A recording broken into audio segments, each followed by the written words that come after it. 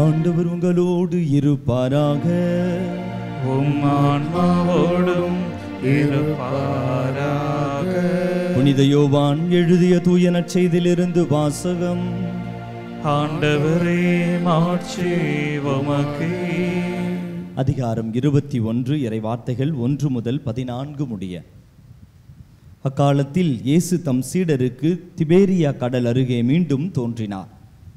அவர் தோன்றியது இவ்வாறு: சீமோன் பேதுரு, திதிம் எனப்படும் தோமா, கலிலேயாவில் உள்ள கானாவை சேர்ந்த நத்தனியேல், செபதேயுவின் மக்கள் ஆகியோரோடு இயேசுவின் சீடர்களுள் வேறு இருவரும் கூடியிருந்தனர். அப்போது சீமோன் பேதுரு அவர்களிடம், நான் மீன் பிடிக்கப் போகிறேன் என்றார். அவர்கள், நாங்களும் உம்மோடு வருகிறோம் என்று படகில் ஏறினார்கள். அன்று இரவு அவர்களுக்கு மீன் ஒன்றும் கிடைக்கவில்லை. ஏற்கனவே விடியற்காலை ஆகியிருந்தது. இயேசு கரையில் நின்றார். ஆனால் அவர் இயேசு என்று சீடர்கள் அறிந்து கொள்ளவில்லை. இயேசு அவர்களிடம், பிள்ளைகளே, மீன் ஒன்றும் படவில்லையா என்று கேட்டார். அதற்கு அவர்கள் இல்லை என்றார்கள். அவர், படகின் வலப்பக்கத்தில் வலை வீசுங்கள், மீன் கிடைக்கும் என்று அவர்களிடம் கூறினார். அவர்களும் அவ்வாறே வீசினார்கள்.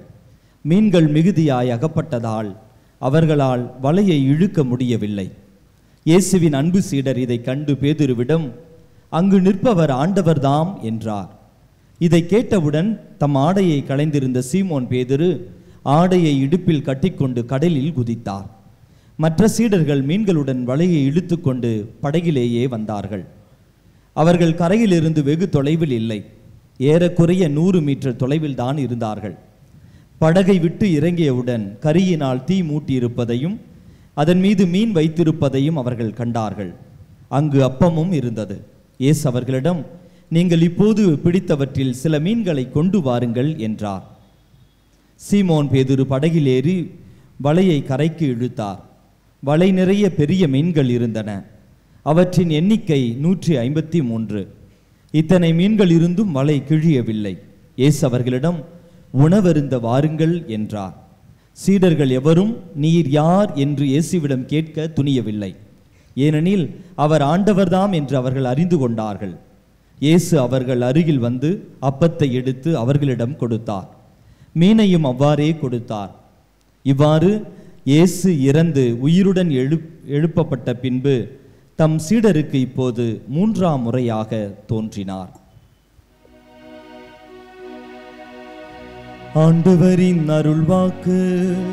கிறிஸ்துவே உமக்கு புகழ். கிறிஸ்து இயேசுவில் பிரியமானவர்களே,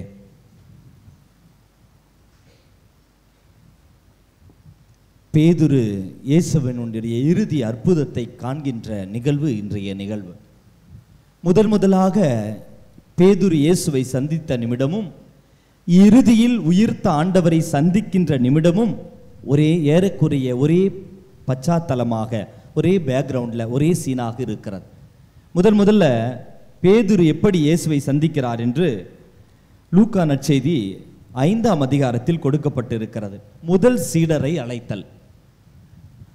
இயேசு ஒரு ஏரி கரையின் அருகில் நிற்கிறார், கெனேசரத்து என்கிற ஏரி. அங்கு படகுகளின் அருகில் வலையை கழுவி கொண்டிருக்கிறார் பேதுருவும். அங்கு 2 படகுகள் இருக்கிறது. அப்போ மற்ற படகு ஏறக்குறைய யோவானுடைய படகாக இருக்கும். அவர்கள் நண்பர்கள் பேதுரு, அந்திரேயா, யோவான், யாக்கோபு சகோதரர்கள். அவர்கள் இப்படி அவர்கள் வலைகளை அலசி கொண்டிருக்கிறார்கள். மீன் ஒன்றும் தென்படவில்லை. கவலையோடு வலைகளை அலசி கொண்டிருக்கிற பேதுரு, இயேசு சொல்றாரு, உன் படகை கொஞ்சம் தா, நான் சற்று அருகில் கடல் நீரின் அருகில் கொஞ்சம் உள்ள போயிட்டு, மக்கள் கூட்டமாக இருப்பதால் படகில் ஏறி கொஞ்சம் தள்ளிவிட சொல்றாரு.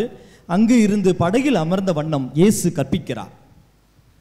இப்படியெல்லாம் முடிந்த பொழுதும் பேதுரு வலை அலசி கொண்டிருக்கிற பொழுது மனதில் நிறைய பாரங்கள் இருக்கிறது. அதற்கு முன்றும் அவர்கள் இரவெல்லாம் அவர்கள் வலை வீசி தேடிய பொழுதும் மீன் கிடைக்காத வருத்தம் பேதுருக்கு இருக்கிறது.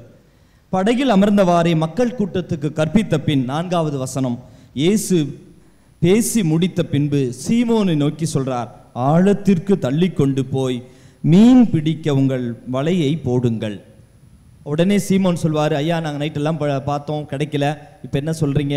இப்படி பெரிய அவர் பேச்சுவார்த்தைக்கு இறுதியில் அவர்கள் படகை இயேசு சொன்ன இடத்தில் பேதுரு கொண்டு செல்கிறார். அநேக மீன்கள் கிடைக்கிறது. இறுதியில் இயேசு சொல்வார், நான் உன்னை மனிதரை பிடிப்பவர் ஆக்குவேன் என்று பேதுருவுக்கு அழைப்பு அன்று கிடைத்தது.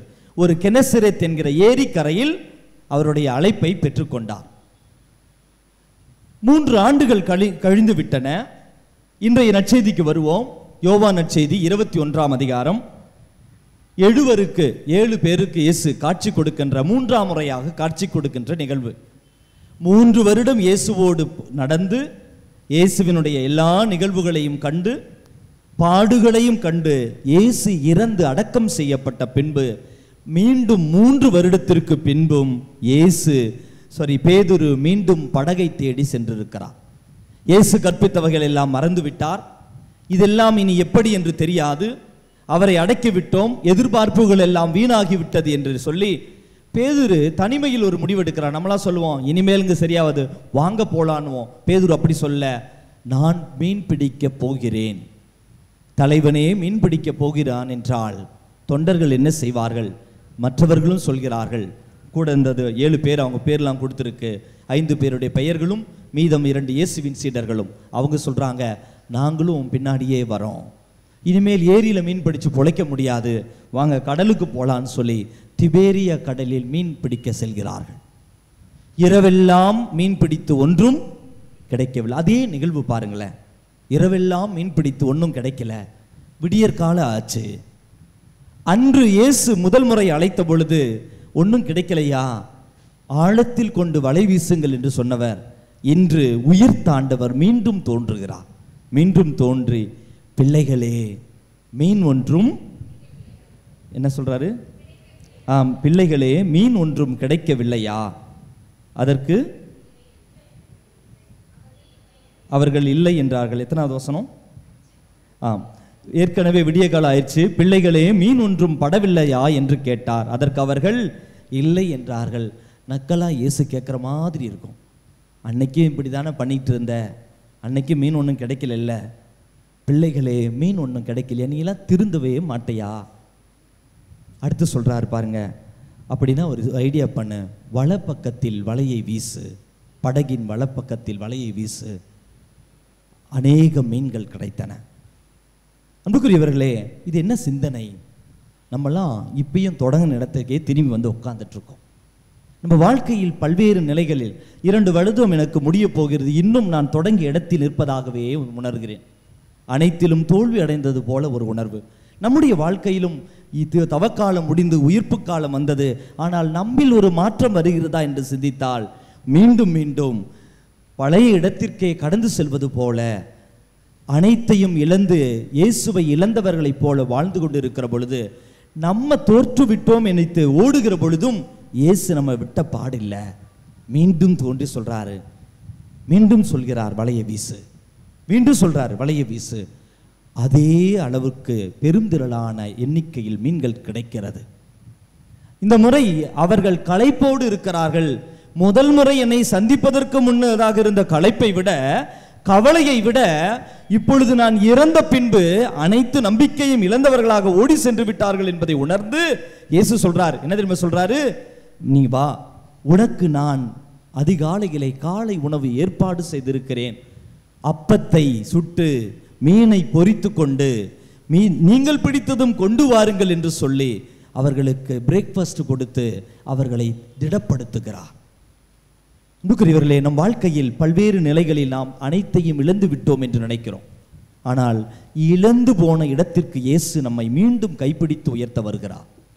எல்லாம் முடிந்து விட்டது, முட்டுக்கட்டை போட்டு விட்டோம், இனி இதுக்கு மேல இந்த விஷயத்துல ஒன்றும் செய்ய முடியாது அப்படி என்று நினைக்கிற தருணம், நான் இனிமேல் என் பழைய வாழ்க்கைக்கே போறேன், அந்த சூழலில் கூட மீண்டும் இயேசு வந்து அவனை அதைவிட அதிகமாக அன்பு செய்து, அதாவது உயிர்த்த ஆண்டவர், அதாவது இயேசுவினுடைய அற்புதத்தில் இறுதி அற்புதம் இந்த மிராக்குலஸ் கேட்ச்னு சொல்லுவாங்க. அதிகமான அற்புதம் மீன்கள் கிடைத்ததுதான் இயேசு செய்த, இந்த மீன் பிடிக்க செய்ததுதான் உயிர்த்த ஆண்டவர் செய்த இறுதி அற்புதம். முதல் அற்புதமும் காண்பித்து புரியாம இறுதி அற்புதத்தையும் இவருக்கே காண்பித்து, நீ இன்னும் மீன் பிடிக்கிறவனாவே இருக்காத, உன்னை நான் மீண்டும் மனிதரை பிடிப்பவர் ஆக்குவேன் என்று இரண்டாவது ஒரு அழைப்பு பேதுருவுக்கு கிடைக்கிறது. நம்முடைய வாழ்க்கையிலும் இதோ இந்த நாளிலே ஆண்டவர் மீண்டும் இரண்டாவது அழைப்பு கொடுக்கிறார். இந்த அழைப்பை பெற்றுக்கொண்டு செல்கிற பொழுதுதான் திருத்துதர் பணி 4ஆம் அதிகாரம் இன்று நாம் வாசித்த பகுதி. 3ஆம் அதிகாரத்திலே சாலமோனின் ஞான மண்டபத்தில் அழுகுவாயில் அருகில் உணக்குமாதவுற்ற ஒருவனை கடம் பிடித்து உயர்த்தி இயேசுவின் நாமத்தில் உயர்த்தினார் பேதுருவும் யோவானும். 4ஆம் அதிகாரத்தில் யூத சங்கத்திற்கு முன்னாடி நிறுத்தி வைத்து அவர்கள் நிறைய கேள்விகள் கேட்கிற பொழுது சொல்றார், இறந்து உயிர்த்த இயேசு அல்ல. அது முன்னாடியே சொல்லிட்டார் 3ஆம் அதிகாரத்துல. இன்றைய நாளில் அவர் சொல்ற ஒரு வார்த்தையை நீங்க கவனிக்கணும். நீங்க அதை வாசித்து கவனிச்சீங்களான்னு தெரியல. 4ஆம் அதிகாரம் 2வது இறை வார்த்தை, அவர்கள் மக்களுக்கு கற்பிப்பதையும் இறந்தோர் இயேசுவின் மூலம் உயிர்த்தெழுவர் என்று அறிவிப்பதையும் கண்டு. பாருங்க, இயேசு யோவானும் பேதுருவும் என்ன தெரியுமா சொல்றாங்க? இறந்த இயேசு உயிர்த்தெழுந்தார், அவரில் நம்பிக்கை வைக்கிறவர்கள் இறந்தால் உயிர்த்தெழுவார்கள் என்று பறைசாற்ற ஆரம்பிக்கிறார்கள். இயேசு உயிர்த்தெழுந்தார் என்று இல்ல, அது எல்லாருக்கும் தெரிந்த ஒன்று. அடுத்து சொல்ற வார்த்தை பாருங்களேன், இறந்தோர் இயேசுவில் நம்பிக்கை வைத்து இறந்தோம் என்றால் இறக்கிறவர்களும் உயிர்த்தெழுவார்கள் என்று அவர்கள் பிரசங்கம் நடத்துகிறார்கள். தலைமைச் சங்கத்துக்கு முன்னாடி சொல்றாங்க. இதை கேட்ட பொழுது எரிச்சல் அடைந்து அவர்கள் கோபப்படுகிறார்கள். அன்று மட்டும் அந்த பிரசங்கத்தை கேட்டு மட்டும், அந்த விசாரணையை கேட்டு மட்டும் ஏறக்குறைய 5000 பேர் ஆண்கள் மனமாற்றம் அடைந்தார்கள், இயேசுவில் நம்பினார்கள் என்று. ஏறக்குறைய நம்பிக்கை கொண்டோர் ஏறக்குறைய 5000. அன்புக்குரியவர்களே, நான் உங்களை மீண்டும் மனிதரை பிடிக்குவராக்குவேன் என்று மீண்டும் ஒரு இறை அனுபவத்தை கொடுத்தவர். அன்று ஒரு இறை வார்த்தையை சொல்லி அந்த இடத்தில் சாட்சியாக உயிர் தாண்டவருக்கு சாட்சியாக நின்ற பேதுருவும் யோவானும் அன்று மட்டும் ஏறக்குறைய 5000 அப்படின்னா 10,000க்கு மேல் மக்களை அன்று ஒரு நாளில் நம்பிக்கை கொண்டார்கள். அவர்கள் சொல்றதெல்லாம் ஒரே ஒரு விஷயம்தான், நாசரேத்து இயேசுவின் பெயரால் இவர் நலமடைந்திருக்கிறார். இந்த இயேசுதான், இந்த இயேசுவேதான், இவரால் என்று வேறு எவராலும் மீட்பு இல்லை. ஏனென்றால் நாம் மீட்பு பெறுமாறு வானத்தின் கீழ் மனிதரிடையே இவரது பெயரின்றி வேறு எந்த பெயரும் கொடுக்கப்படல. இந்த ஒரு சிந்தனை தாங்க. நீங்கள் அவரை கொன்றீர்கள், அவர் உயிர்த்தெழுந்தார், அவரில் நம்பிக்கை வைத்தால் நாமும் உயிர்த்தெழுவோம். இவரால் என்று வேறு எவராலும் மீட்பு இல்லை. இவர்தான் இந்த மனிதனுக்கு நலத்தை கொடுத்தார், இவர்தான் நம் ஒவ்வொருவருக்கும் நலத்தை தருகிறார். இந்த செய்தியை, மீட்பின் செய்தியை அறிவித்த பொழுது ஏறக்குறைய 5000 ஆண்கள் நம்பிக்கை கொண்டார்கள். அன்புக்குரியவர்களே, ஏன் ஆண்டவர் நம்மளை திருப்பி திருப்பி தட்டுறாருன்னா, நம் வழியாக உயிர்த்த ஆண்டவர் என்று செயலாற்ற விரும்புகிறார். நான் தான் விழுந்துட்டனே, நான் தான் இப்படி சோதனையில் இருக்கிறேனே, என் வாழ்க்கையில தான் பிரச்சனை இருக்குது, ஏன் மீண்டும் மீண்டும் ஆண்டவர் வந்து வந்து என்னை அழைத்து கொண்டே இருக்கிறார்? காரணம், நம்மை பயன்படுத்தி அநேக ஆயிரங்களுக்கு ஆண்டவர் உயிர்த்த நிகழ்வை அறிவிக்க விரும்புகிறார். மயக்கத்தோடு கேட்டுட்டு இருக்கிற நீங்கள ஆண்டவர் சொல்ற வார்த்தை, நான் மீண்டும் மீண்டும் உங்களை தொல்லை செய்வேன், ஆழத்திற்கு வலை வீச சொல்வேன், வலது பக்கத்தில் வலை வீசுன்னு சொல்லுவேன், உங்களை தேடி வருவேன், உங்களுக்கு எல்லாம் தருவேன், ஏனென்றால் நீங்கள் தான் எனது உயிர்ப்பை பறைசாற்றப் போகிறீர்கள். பேதுருவை போல, யோவானை போல உயிர்த்த ஆண்டவருக்கு சாட்சியாக இருப்போம். முற்றுப்புள்ளி வைத்த இடத்தில் ஆண்டவர் புது வாழ்வை தர வல்லவர் என்று நம்புவோம். ஆமென். அல்லேலூயா, அல்லேலூயா,